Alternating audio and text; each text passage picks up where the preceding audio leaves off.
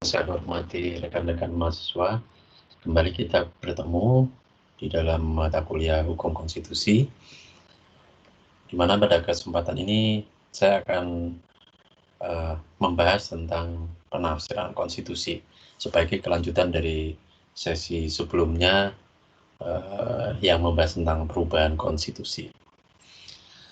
Pada sesi ini ada dua submateri yang akan saya jelaskan. Yang pertama, pengertian penafsiran konstitusi, sedangkan submateri kedua saya akan menjelaskan tentang jenis-jenis atau aliran-aliran dalam penafsiran konstitusi. Kedua submateri ini sangat penting karena di dalam submateri tentang pengertian konstitusi kita akan menjelaskan atau kita akan mendiskusikan tentang apa yang dimaksud dengan penafsiran konstitusi itu dan sejauh mana hakim itu bisa atau pihak-pihak tertentu bisa melakukan penafsiran terhadap konstitusi. Apa itu penafsiran konstitusi? Albert Chen, salah satu sarjana di bidang hukum, itu mendefinisikan penafsiran konstitusi sebagai upaya untuk memaknai atau menafsiri ketentuan-ketentuan yang terdapat di dalam konstitusi atau undang-undang dasar, atau sering juga disebut dengan interpretation of the basic law. Nah, penafsiran konstitusi ini merupakan salah satu bagian dari metode penemuan hukum atau refining atau istinbatul hukmi. Karena disebut sebagai salah satu metode dalam penemuan hukum, maka penafsiran konstitusi ini bukan satu-satunya metode penemuan hukum. Jadi tidak bisa disebut penafsiran konstitusi ini sama dengan metode penemuan hukum, karena penafsiran konstitusi ini hanya salah satu bagian atau salah satu bentuk dari metode penemuan hukum atau refining atau istinbatul hukmi tadi. Nah, dengan demikian penafsiran konstitusi ini tidak sama dengan metode penemuan hukum atau refining. Karena metode penemuan hukum atau refining itu cakupannya sangat luas, dan metode penemuan hukum itu tidak hanya bisa dilakukan oleh hakim, tapi juga bisa dilakukan oleh pihak-pihak pidana, itu juga bisa melakukan metode penemuan hukum. Meskipun tentunya hukum di sini bukan hukum yang langsung untuk dihukum, itu adalah proses penemuan hukum untuk langsung diterapkan. Kalau metode penemuan hukum atau istinbatul hukmi itu sumber-sumbernya bisa bermacam-macam, dan hukum yang berusaha ditemukan bisa jenisnya macam-macam. Tetapi untuk penafsiran konstitusi ini sangat berbeda. Kenapa? Karena penafsiran konstitusi ini fokusnya hanya satu, yaitu pada objeknya itu adalah norma-norma di dalam konstitusi. Makanya penafsiran konstitusi itu tidak sama dengan metode penemuan hukum atau refining, meskipun penafsiran konstitusi ini merupakan bagian dari metode penemuan hukum, tetapi tentunya lebih spesifik terkait dengan hukum konstitusi. Jadi penafsiran hukum itu dia bermakna lebih luas dibandingkan dengan penafsiran konstitusi.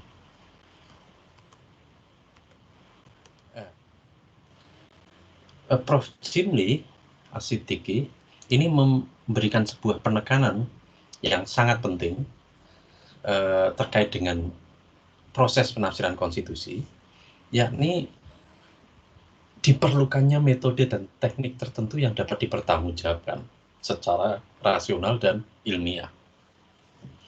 Jadi dalam proses melakukan penafsiran konstitusi itu tidak bisa dilakukan sembarangan, tidak bisa dilakukan dengan menggunakan pendekatan otak-atik gatuk atau apa bahasanya Jaya Suprana itu ilmu cocoklogi, upaya untuk mencocokkan, mencari kesamaan, ngepaskan gitu. Tetapi menurut Prof. Jimli, proses penafsiran konstitusi itu harus dilakukan dengan metode yang sahih secara keilmuan dan bisa dipertanggungjawabkan. Kenapa? Karena penafsiran konstitusi itu merupakan bagian dari upaya untuk menegakkan konstitusi, sehingga konstitusi tersebut bisa sesuai atau applicable terhadap tuntutan perkembangan zaman. Dan dengan menggunakan metode dan teknik tertentu yang rasional, ilmiah, dan dapat dipertanggungjawabkan, proses penafsiran tersebut diharapkan tidak bertentangan dengan semangat rumusan konstitusi yang menyertai ketika konstitusi tersebut disusun dan ditetapkan. Nah, ketika kita bicara tentang penafsiran konstitusi sebagai sebuah upaya untuk mengkontekstualkan, upaya untuk membumikan, dan upaya untuk menjadikan konstitusi itu tetap hidup dan bisa merespon tuntutan-tuntutan zaman, apakah kemudian ada batasan-batasan tertentu di dalam proses hakim dalam melakukan penafsiran terhadap konstitusi? Apakah ada batasan? Atau dengan kata lain disebut, apakah hakim konstitusi atau hakim yang diberi wewenang untuk menafsirkan konstitusi, kalau di negara-negara common law itu hakim di peradilan umum itu juga punya kewenangan menafsirkan konstitusi, tapi di negara civil law umumnya kewenangan untuk menafsirkan konstitusi diserahkan kepada hakim konstitusi atau komisioner atau pejabat yang menduduki lembaga tertentu yang diberi wewenang untuk melakukan pengujian atau Dewan Konstitusi di Prancis misalnya. Nah, apakah pihak-pihak yang diberi wewenang untuk menafsirkan konstitusi itu bisa menafsirkan konstitusi semaunya, ataukah mereka harus tunduk pada batasan-batasan tertentu? Nah, ini tentunya hal menarik untuk diperdebatkan. Apakah seorang mufasir konstitusi, hakim yang memiliki wewenang dan diberi wewenang untuk menafsirkan konstitusi itu dia bebas, memiliki kebebasan yang mutlak, atau dia memiliki batasan-batasan tertentu dalam proses menafsirkan konstitusi? Ada doktrin tentang judicial restraint, yakni doktrin yang berkembang di Amerika yang menganut common law, yang merupakan implementasi dari penerapan prinsip pemisahan kekuasaan atau separation of power. Apa itu doktrin judicial restraint? Yaitu bahwa pengadilan harus dapat melakukan pengekangan diri dari kecenderungan ataupun dorongan untuk bertindak layaknya sebuah mini parlemen. Jadi dalam doktrin judicial restraint ini yang ingin ditekankan bahwasanya hakim yang diberi wewenang untuk menafsirkan konstitusi, hakim kemudian memiliki wewenang untuk membuat konstitusi. Itu yang disebut judicial restraint.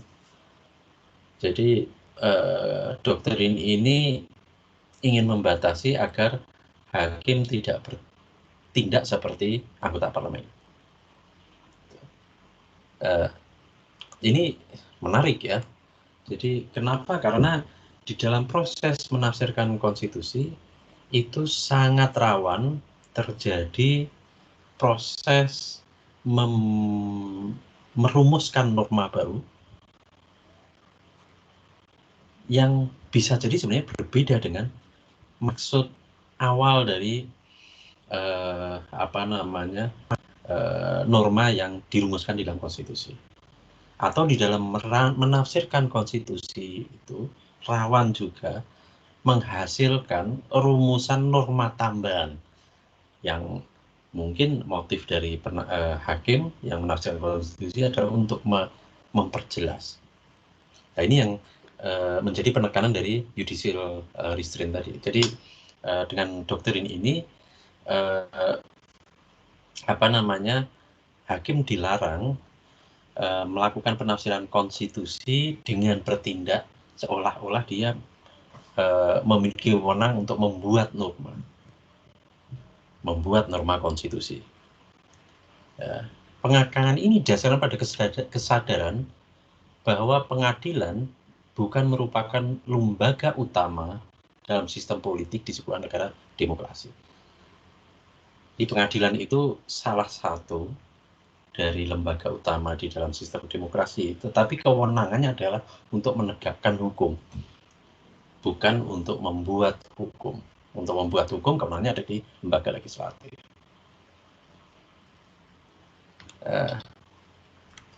Menurut Aaron Barak, judicial restraint ini berarti bahwa hakim harus dapat mungkin tidak membentuk norma hukum baru dalam mengadili sebuah perkara. Jadi dia hanya menafsirkan tapi tidak membuat norma baru. Ini tentunya tidak mudah gitu ya. Tidak mudah karena salah satu sebab mengapa penafsiran dibutuhkan itu karena rumusan norma yang ada, frasa-frasa yang digunakan di dalam konstitusi atau dalam undang-undang itu tidak jelas, sehingga penafsiran diperlukan untuk memperjelas. Ya, tetapi dengan doktrin judicial restraint ini diupayakan atau ditekankan agar penafsiran hakim itu tidak masuk dalam ranah membuat norma baru, tetapi hanya sekedar memperjelas, mempertegas, dan memberikan batasan dalam penafsiran, dalam pemaknaan sebuah norma. Nah, berikutnya apa saja jenis-jenis penafsiran konstitusi itu, atau apa saja aliran-aliran dalam penafsiran konstitusi? Ada dua aliran besar. Yang pertama adalah originalism. Originalism ini adalah aliran atau mazhab dalam penafsiran konstitusi yang menekankan pada makna original yang dipahami oleh para perumus atau pengesahnya, atau istilahnya original intent atau kehendak awal dari para perumus undang-undang atau para perumus konstitusi. Jadi aliran pertama dalam penafsiran konstitusi jangan keluar dari original intent ya, jangan keluar dari teks yang tertulisnya. Nah, bagi mazhab ini originalisme itu penting untuk mencegah hakim-hakim yang tidak dipilih melalui pemilu merampas kekuasaan dari wakil rakyat.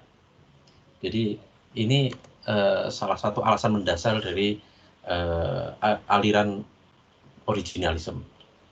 Jadi dengan menggunakan pendekatan originalism, itu hakim akan terhindar dari kemungkinan dia mengambil alih peran lembaga legislatif, mengambil alih peran lembaga yang lebih berwenang untuk membuat norma undang-undang atau konstitusi. Ya, agar bisa terhindar dari itu, maka kewenangan hakim konstitusi dalam menafsirkan konstitusi itu dibatasi pada original intent. Yang kedua, kenapa originalisme itu penting? Dalam jangka panjang, originalisme ini memberi perlindungan lebih baik pada otoritas pengadilan. Maksudnya apa? Dengan pendekatan originalisme di dalam penafsiran konstitusi, itu hakim konstitusi atau pengadilan konstitusi akan terjaga dari dari tindakan-tindakan yang melampaui wewenang dan pada gilirannya berpotensi untuk menimbulkan gejolak politik. Ini di Indonesia sudah mulai terjadi semacam itu, gejala-gejala itu. Banyaknya produk perundang-undangan yang dibatalkan sebagian normanya oleh Mahkamah Konstitusi, itu menjadikan sebagian anggota parlemen, anggota DPR berpikir tentang kemungkinan melakukan pembatasan terhadap kewenangan Mahkamah Konstitusi. Jadi dengan pendekatan originalisme ini, menurut mazhab ini, itu bisa memberikan proteksi yang lebih baik pada otoritas pengadilan. Jadi peradilan konstitusi tidak akan terseret dalam proses-proses politik. Senada dengan itu, originalisme memberi penghormatan yang lebih baik terhadap pengertian konstitusi sebagai suatu kontrak yang bersifat mengikat. Jadi dengan pendekatan originalisme ini, kedudukan konstitusi itu menjadi lebih kuat, tidak terlalu mudah ditarik kemana-mana. Yang terakhir, dengan pendekatan originalisme ini, itu akan dapat membuat pembentuk undang-undang terpaksa mempertimbangkan kembali dan kemungkinan mengubah undang-undang yang buruk buatan mereka sendiri, daripada membiarkan pengadilan untuk mencoret. Jadi karena pendekatan atau metode yang digunakan adalah originalisme, menekankan pada original intent, maka sebenarnya penafsiran yang dilakukan oleh para hakim konstitusi itu lebih fokus pada mengoreksi harusnya seperti apa sih rumusan normanya. Dengan seringnya ini dikoreksi oleh Mahkamah Konstitusi, maka itu akan bisa memicu pembentuk undang-undang untuk mempertimbangkan kembali, untuk memperbaiki kinerja mereka dalam memproduksi peraturan perundang-undangan. Ini berbeda kalau yang dipakai non-originalism, karena dalam non-originalism itu hakim bisa melakukan penafsiran tidak berdasarkan original intent, sehingga nanti produknya atau putusannya itu bisa jadi justru menimbulkan reaksi penolakan yang berlebihan dari lembaga yang berwenang untuk membentuk konstitusi. Mazhab originalisme ini memiliki beberapa cabang yang kemudian melahirkan beberapa metode, misalnya tekstual, original meaning, original intent, purposive, dan sebagainya. Nanti akan kita bahas di berikutnya. Mazhab kedua adalah kebalikannya, non-originalism.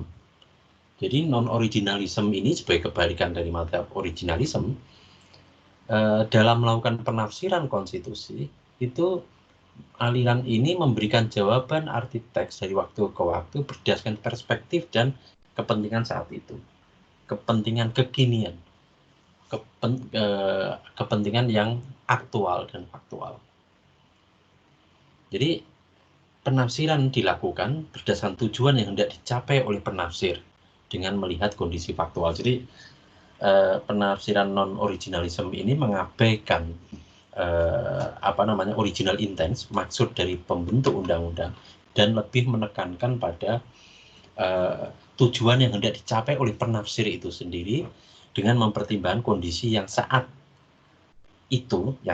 dilakukan penafsiran itu sedang terjadi. Gitu.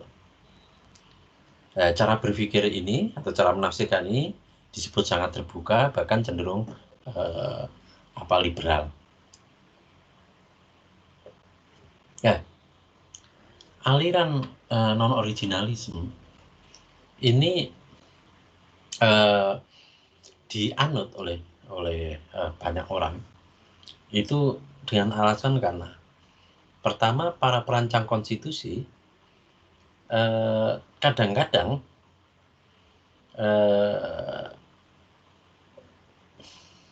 tidak berhasil menjelaskan tujuan-tujuan mereka ketika mereka merumuskan norma, merumuskan kata-kata, merumuskan kata-kata dalam norma yang ada di konstitusi.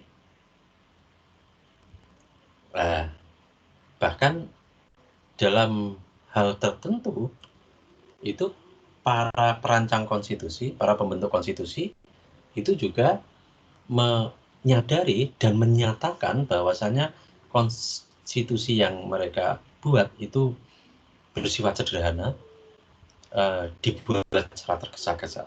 Ini salah satu contohnya konstitusi Indonesia UUD 45 versi awal, hanya 37 pasal. Itu di dalam penjelasan itu disebut secara gamblang bahwasanya konstitusi UUD 1945 adalah konstitusi sementara.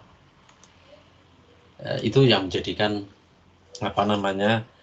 alasan bagi kelompok non-originalism untuk melakukan penafsiran secara lebih terbuka.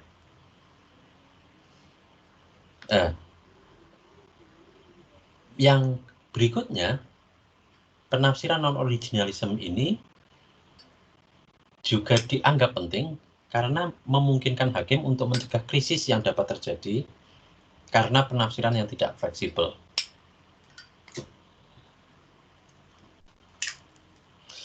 Jadi dengan penafsiran yang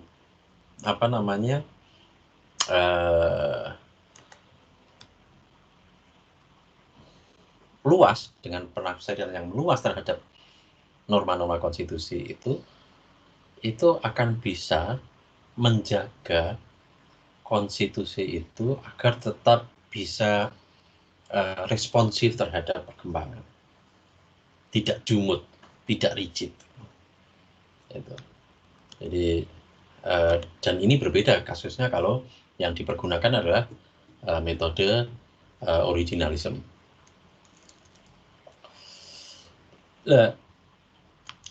Madhab non-originalism ini memiliki beberapa varian atau cabang. Ada fundamental law yang lebih menekankan pada etos atau tujuan hukum, makosidus syariah. Gitu.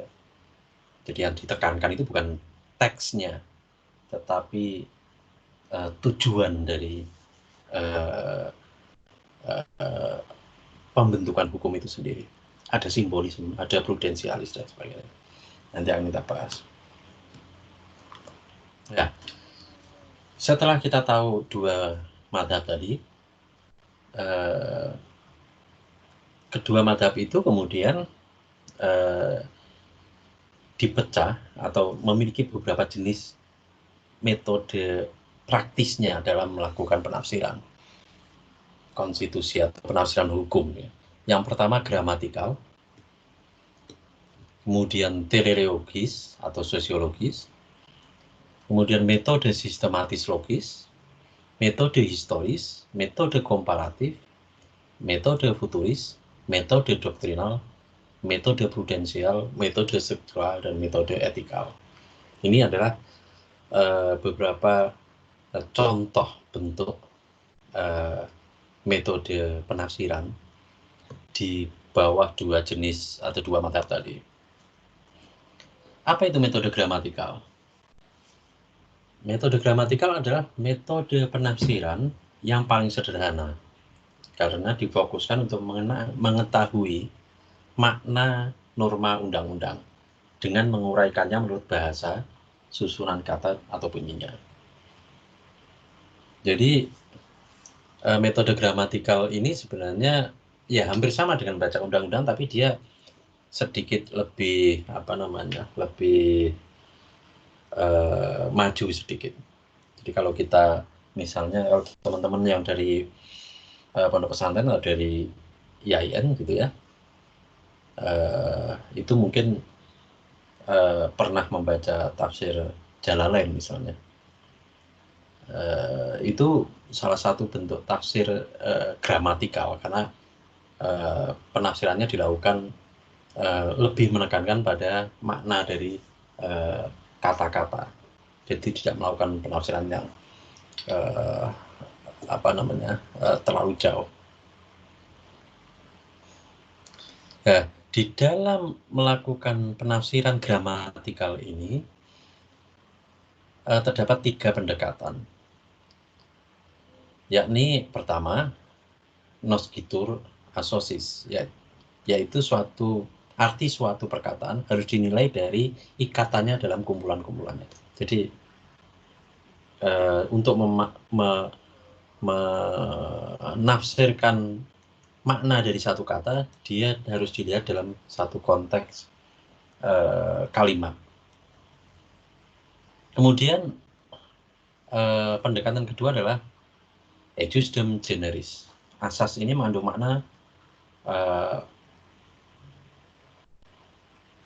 suatu perkataan itu ditafsiri berdasarkan lingkungan atau kelompok yang sama.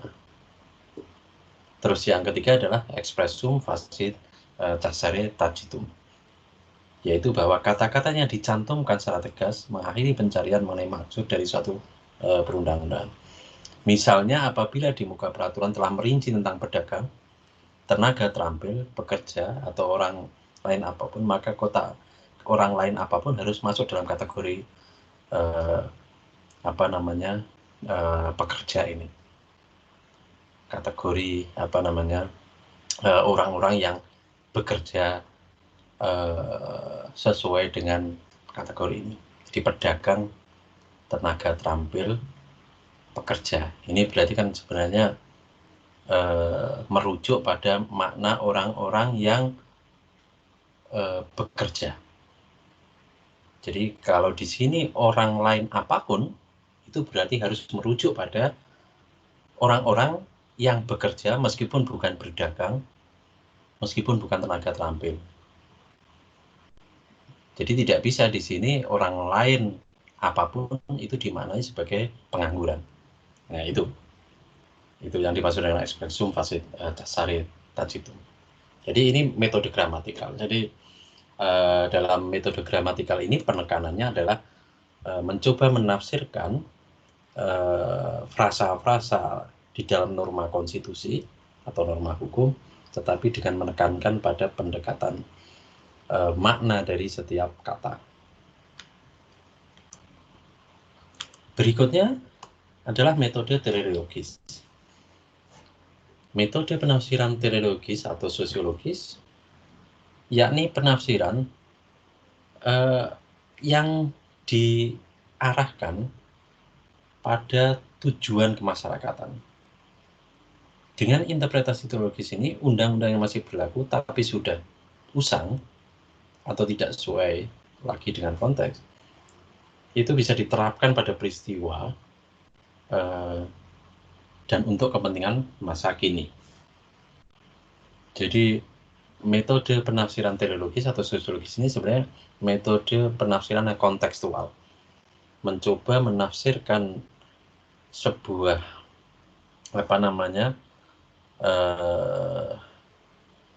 norma tertentu yang itu sebenarnya kelihatan sudah tidak kontekstual, sudah tidak sesuai dengan kebutuhan saat ini, tetapi prinsip yang terkandung di dalam norma itu tetap dipakai, namun kemudian ditafsirkan untuk disesuaikan dengan situasi saat ini, situasi kekinian. Metode berikutnya adalah metode sistematis atau logis. Di dalam metode ini penafsiran dilakukan dengan cara memposisikan sebuah norma yang sedang ditafsiri itu sebagai satu kesatuan bersama norma-norma lain di dalam sebuah peraturan perundang-undangan atau dalam konstitusi itu. Jadi ketika melakukan penafsiran terhadap norma tertentu, pasal tertentu, itu penafsiran sistematis logis ini selalu mencoba mengaitkan dengan norma-norma lain di pasal-pasal lain, karena pendekatan ini meyakini bahwasannya sebuah norma di dalam sebuah peraturan perundang-undangan itu selalu memiliki kaitan, dan sebuah peraturan perundang-undangan maupun konstitusi itu merupakan kumpulan dari puzzle-puzzle yang membentuk satu kesatuan. Jadi dalam menafsirkan secara sistematis logis ini, satu norma, satu frasa itu tidak dimaknai secara individual, tidak ditafsiri secara individual. Metode berikutnya adalah metode historis, yakni metode penafsiran yang mencoba mencari latar belakang sejarah yang melingkupi, yang menyertai proses perumusan dari sebuah norma atau sebuah konstitusi. Ini kalau di dalam penafsiran hukum Islam itu disebut asbabun nuzul atau asbabul wurud. Jadi ketika menafsirkan sebuah ayat di dalam Quran, sebuah kata di dalam Al-Quran, atau ketika mau membuat sebuah penafsiran terhadap hadis, itu selalu dicari asbabun nuzul atau asbabul wurudnya. Jadi, apa sebab-sebab, apa background historis yang menyebabkan munculnya ketentuan itu. Yaitu di dalam metode penafsiran hukum Barat itu dikenal dengan metode historis ini. Jadi menafsirkan hukum dengan mencoba mencari latar belakang sejarah munculnya munculnya norma itu. Dengan begitu nanti akan diketahui, oh kenapa normanya muncul begini, karena memang konteksnya saat itu seperti ini. Metode interpretasi historis ini terbagi dua. Jadi yang pertama adalah penafsiran menurut sejarah undang-undang, dan yang kedua penafsiran menurut sejarah hukum. Jadi ini sebenarnya perbedaannya hanya pada persoalan ruang lingkup. Jadi kalau yang pendekatan penafsiran historis dengan melihat sejarah undang-undang, sebuah undang-undang itu, maka proses mencari asbabun nuzulnya itu hanya difokuskan pada undang-undang yang sedang ditafsirkan. Tetapi kalau yang pendekatan kedua itu lebih menekankan pada tidak hanya mencari konteks historis dari undang-undang yang sedang diuji, tapi juga melihat secara lebih makro konteks historis dari sejarah hukum yang berkembang di wilayah itu atau di negara itu. Berikutnya adalah metode komparatif, metode perbandingan. Apa yang dimaksud dengan metode penafsiran konstitusi dengan menggunakan metode komparatif? Yakni atau cara melakukan penafsiran konstitusi dengan jalan memperbandingkan antara beberapa aturan hukum yang mirip atau yang sama. Nah, interpretasi perbandingan atau penafsiran perbandingan ini dapat dilakukan dengan jalan memperbandingkan penerapan asas-asas hukumnya dalam peraturan perundang-undangan yang lain, di samping perbandingan tentang latar belakang atau sejarah pembentukan hukumnya. Jadi untuk mendapatkan makna dari sebuah norma hukum atau norma dalam peraturan perundang-undangan atau dalam konstitusi, itu dicapai dengan cara mencari perbandingan, dengan cara membandingkan dengan norma-norma lain yang senada, norma dalam undang-undang lain atau norma dalam konstitusi lain. Ini dimungkinkan juga karena konstitusi di negara-negara di dunia ini sudah mulai istilahnya memiliki bentuk yang standar. Jadi misalnya konstitusi di hampir seluruh negara di dunia ini pasti mengatur tentang kedaulatan, mengatur tentang hak warga negara, mengatur tentang hubungan kekuasaan. Perbandingan konstitusi dari negara lain itu bisa digunakan juga sebagai bahan perbandingan dalam merumuskan atau menafsirkan konstitusi, norma di dalam konstitusi kita. Berikutnya adalah metode futuris, yakni metode penafsiran atau metode penemuan hukum yang menekankan pada aspek antisipasi. Jadi proyektif gitu ya. Jadi ketika menafsirkan hukum itu tidak hanya sekedar melihat makna gramatikal, tidak hanya sekedar melihat sejarah historisnya, tapi juga mempertimbangkan dan memproyeksikan kondisi di masa mendatang. Dengan demikian metode futuris ini, metode interpretasi ini lebih bersifat jus constituendum, jadi yang dicita-citakan. Yang berikutnya adalah metode doktrinal, yakni metode penafsiran yang dilakukan dengan cara memahami aturan undang-undang melalui sistem preseden atau melalui praktek peradilan. Dan ini biasanya banyak digunakan di negara-negara yang menganut common law. Berikutnya adalah metode etikal, yakni metode penafsiran yang dilakukan dengan cara menurunkan prinsip-prinsip moral dan etik sebagaimana terdapat dalam konstitusi UUD atau Undang-Undang Dasar. Jadi metode etikal ini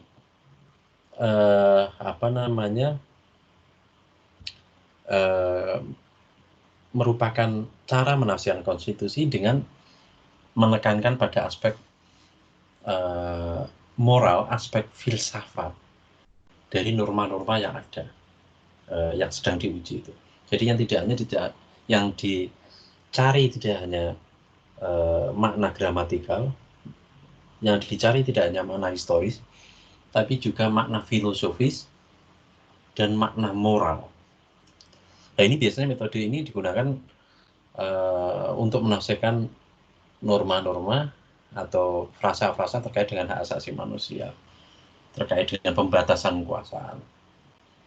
Itu biasanya yang dicari atau yang ditekankan itu lebih ke aspek moral dan filsafat.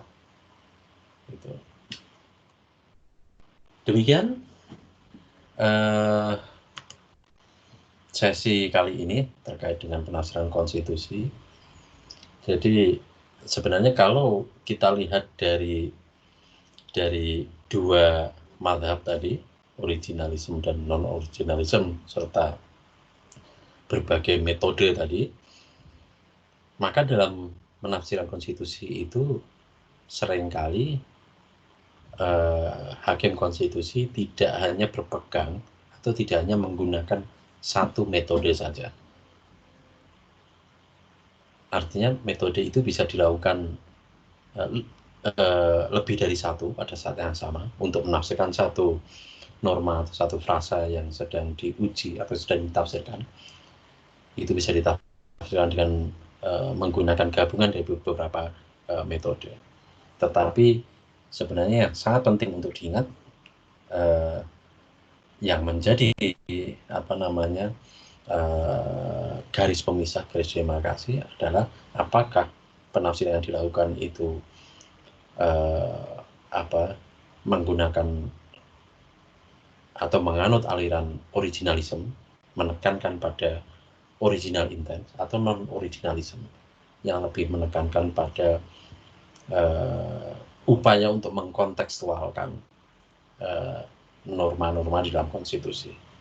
Sebenarnya perbedaan besarnya hanya di situ. Sedangkan metodenya biasanya bisa di mix. Saya kira itu. Terima kasih atas perhatiannya. Kalau ada pertanyaan silakan disampaikan dalam kolom komentar. Dan mohon maaf kalau ada kurang. Assalamualaikum warahmatullahi wabarakatuh.